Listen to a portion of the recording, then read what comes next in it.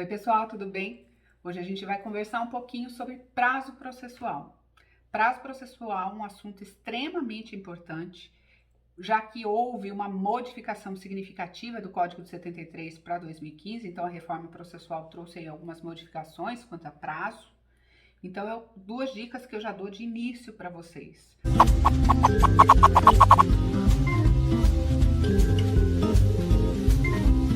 Uma, consultem o código, então do artigo 218 ao 235, e principalmente, consulta o mapa mental aí do Entender o Direito, que você vai conseguir matar qualquer questão, entender qualquer questão quanto a prazo.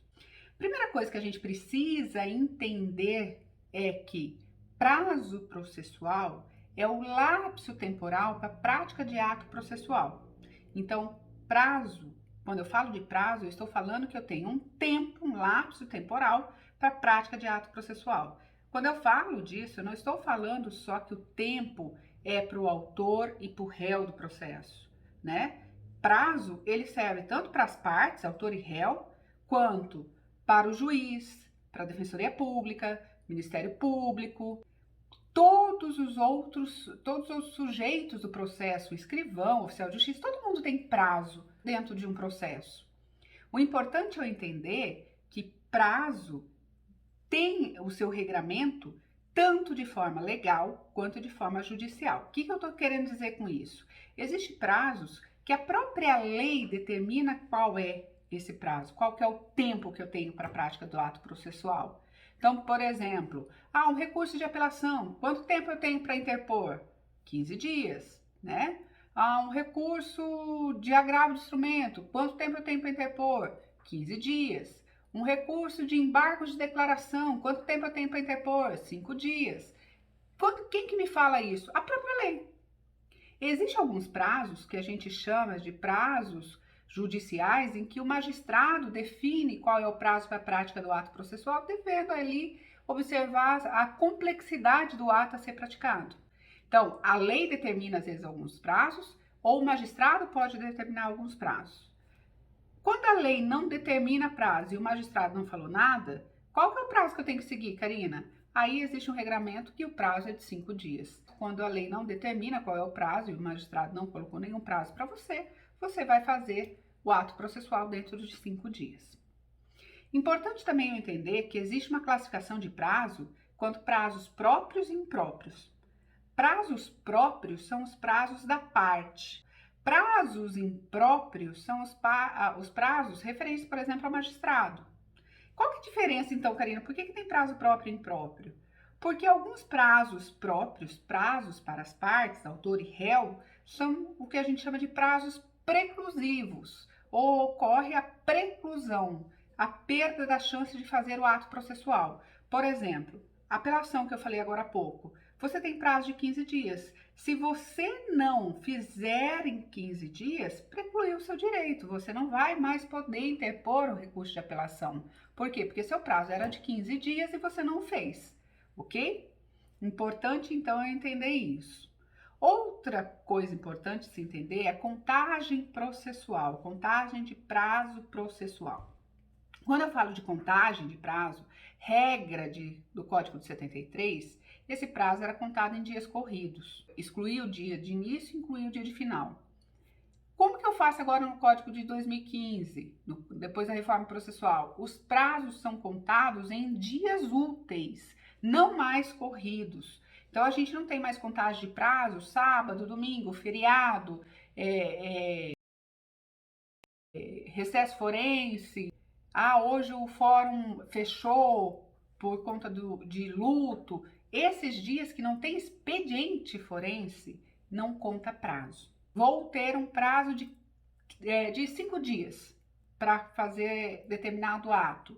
Eu vou excluir o dia do início e incluir o dia de final. Se eu tenho 15 dias para a prática do ato processual, eu vou contar ele de segunda a sexta. Não houve nenhum feriado? Então, 5 dias. Depois eu passo para a próxima semana, mais 5 dias, se não houve nenhum feriado, nenhum recesso, nada. E depois, mais 5 dias. Então, eu sempre vou ter aí contados os prazos em dias úteis. Isso eu estou falando de prazo contado em dias, Porque é importante também entender que existe prazos que a gente conta em dias, existe prazo que a gente conta em anos, existe prazo que a gente conta em minutos, como da audiência de conciliação, que vão ser marcadas as audiências de conciliação de 20 em 20 minutos, o próprio código traz isso, ou prazos contados em horas. Então, assim, quando eu falo de prazos contados em dias, eu vou contar em dias úteis, ok? Importante entender que houve em 2018 uma reforma processual também que incluiu o artigo 12A na Lei 9.099 de 95, que fala sobre o juizado especial. Por quê? Porque lá no juizado especial, mesmo com a reforma processual de 2015, a gente tinha um regramento do FONAGE que determinava que os prazos lá continuavam sendo em dias corridos. Com a reforma, então, em 2018, que incluiu na Lei 9.099 o artigo 12A, os prazos no juizado especial civil passaram também a ser contados em dias úteis, ok? Importante isso. Então, quando a gente fala de prazo, eu vou contá-los em dias úteis, sempre excluindo o dia de início, incluindo o dia final. O que eu tenho que entender mais ainda sobre prazos? Eu tenho a possibilidade de ter prazo simples ou prazo comum. Prazo simples quando é só para uma parte, prazo comum quando é para ambas as partes no processo. É importante também entender, gente, que existe aí os prazos dos processos eletrônicos. Prazo em processo eletrônico vai até as 23h59, né? Por quê? Porque eu posso protocolar isso, né, em qualquer momento. Posso fazer isso às 10 da noite, 11 da noite, não importa. Mas eu tenho ali cumprir dentro do dia, então 23h59. Importante também entender que do dia 20 de dezembro a 20 de janeiro, existe o que a gente fala de recesso forense. O que é esse recesso forense? Nesse período, não conta prazo. É como se fossem as férias do advogado. Então, eu não tenho prazo correndo, não tenho audiência, não tenho sessão de julgamento. Por quê? Porque estamos em recesso forense. Entretanto, preste atenção, não significa que a justiça para.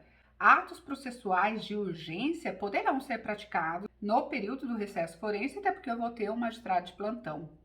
Passado aí esse tempo, esse recesso forense, na verdade, depois das festas, eu vou ter ainda os juízes que voltam, né, das festas de fim de ano, que vão ali continuar trabalhando internamente, a justiça vai abrir, vai continuar trabalhando, o que eu não tenho nesse período de 20 de dezembro a 20 de janeiro, contagem de prazo, mas a justiça continua funcionando, ok? Não é que a justiça fecha, não é que a justiça para, não, é só a contagem de prazo mesmo. É importante entender que o magistrado, ele pode prorrogar prazos, tá? Isso está descrito hoje na lei, quando ele entender que o ato processual tem uma dificuldade para sua prática. Inclusive, em comarcas de difícil locomoção ou de difícil acesso, o magistrado consegue aí uma prorrogação de prazo de até 2 meses, vocês vão olhar na lei. Então, é possível a prática de ato processual ser ali prorrogada, né, dilatada, porque existe uma dificuldade para sua prática. Mas não é todos os prazos que vão ser dilatados, tá? Tomem cuidado também com isso. Outra coisa importante a gente observar é a questão de litisconsórcio. A gente conversou sobre litisconsórcio esses dias.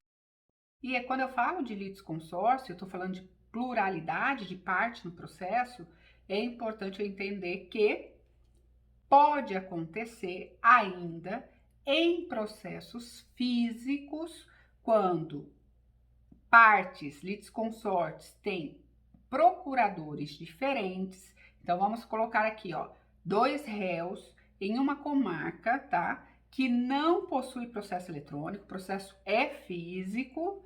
Esses réus, se tiverem procuradores diferentes para contestação, terão aí prazo dobrado. Então, para contestar esse processo, eles vão ter prazo em dobro. Prazo era de 15 dias, como o processo é físico, fica de 30 dias.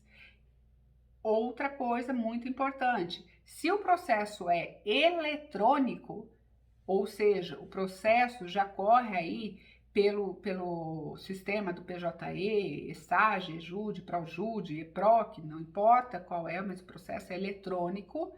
Nesses casos, eu não tenho contagem em dobro para litisconsortes. Por quê? Porque a contagem em dobro para litisconsortes acontece em processo físico por conta da dificuldade da gente ter acesso aos autos, né? Agora, no processo eletrônico, eu posso acessar esse processo a qualquer momento. Então, eu posso acessar às 8 da manhã à meia-noite, não importa.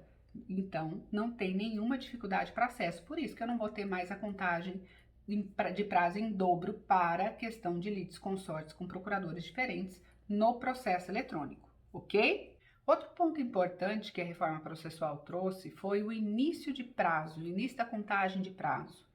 Então, quando a gente fala, por exemplo, do início de um processo, de uma citação num processo, né, que é a comunicação da existência do processo para o réu, quando que começa, como que eu sei quando começa o prazo para aquele conteste, por exemplo? Aqui a gente vai ter regramentos muito diferenciados. Por quê? Porque o próprio Código de Processo Civil, no artigo 231, trouxe toda esse mecanismo de contagem, de início de contagem de prazo. Então, tudo pode ser diferenciado. Quando a citação foi feita por oficial de justiça da juntada do mandado. Então, juntou hoje o mandado no processo, começa a correr meu prazo amanhã. Citação por AR, né? Carta registrada, juntou hoje o AR no processo, começa a correr meu prazo amanhã. Eu tenho que prestar atenção se houve determinação de audiência de conciliação no processo, se houve audiência de conciliação no processo, é importante eu entender que meu prazo vai começar a correr para a defesa nesse processo após a audiência de conciliação, ou ainda, se eu manifestar, se o autor já tiver manifestado que não quer fazer audiência de conciliação e eu, como ré, me manifesto no processo hoje que eu também não quero audiência de conciliação dentro do prazo, né, prazo temporal de 10 dias antes da audiência, eu vou poder o quê? Então, não ter mais audiência de conciliação. E a partir desse momento que eu protocolei a minha petição dizendo que eu não quero fazer audiência de conciliação, a partir de amanhã começa a correr meu prazo. Então, existem vários regramentos, mas os mais importantes são quando for por mandato judicial, oficial de justiça, da juntada do mandato no processo, por AR, da juntada do AR, audiência de conciliação, após a audiência de conciliação no dia seguinte. Por edital, após a dilação de tempo que o magistrado determinou para a publicação desse edital. Então, sempre vai ter um regramento. Outra coisa importante, como a gente está falando de processo eletrônico, quando a gente consulta um processo eletrônico, eu fui informado que existe um processo, consultei o processo eletrônico, hoje existe um mecanismo da consulta. Então, você também vai ter, após a consulta, prazo processual a ser contado. Então, tudo hoje, na justiça, a gente tem que olhar conforme, qual é o prazo para início da sua resposta em um processo, conforme for realizado de acordo com 231 do CPC, certo? Importante também que o CPC de 2015 trouxe para nós alguns regramentos quanto a atos processuais a serem praticados pelo magistrado, por exemplo.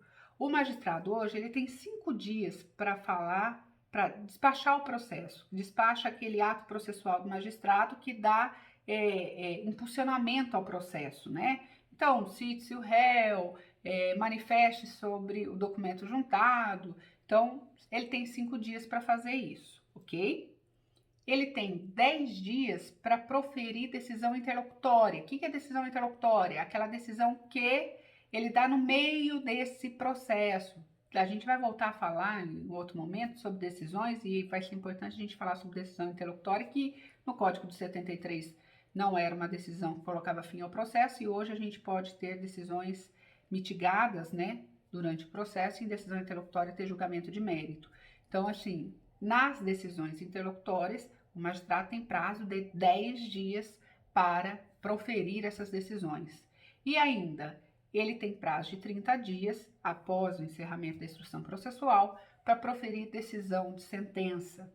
Todos esses prazos que eu falei são prazos impróprios, prazos em que o magistrado, se não cumprir, não preclui. Então, se ele não despachar em 5 dias, se ele não proferir decisão interlocutória em 10 dias, se ele não proferir sentença em 30 dias, não precluiu o direito dele de proferir, tá? Ele vai poder proferir, a gente quer que ele profira uma sentença, né? Até porque a gente precisa da decisão para continuar as práticas de atos processuais, um recurso, por exemplo, mas a gente vai ter aí esse tempo dele podendo ser dobrado. Então, com justa causa, por exemplo, ele pode deixar de dar a sentença em 30 dias e dar em 60 dias. Não existe aí preclusão de ato processual para prazo impróprio, certo? E o escrivão, o serventuário da justiça, que é responsável pela movimentação processual, ele tem prazo de 1 dia para mandar o seu processo concluso ao juiz, ou seja, remeter ao magistrado para que ele tome uma decisão, para que ele faça o despacho, a decisão interlocutória ou a sentença, e 5 dias para a prática de atos que ele deve executar no processo, por exemplo, expedir um mandado, né, alguma coisa que ele tenha que fazer no processo, certo? Importante, então, prazo processual, eu tenho que prestar atenção nessa classificação, dar uma olhadinha sempre no regramento que está previsto lá no 218 ao 235, prestar muita atenção ao artigo 231, que fala da contagem inicial de prazo, e consultar o material do Entender o Direito, certo? Beijo, pessoal, até amanhã.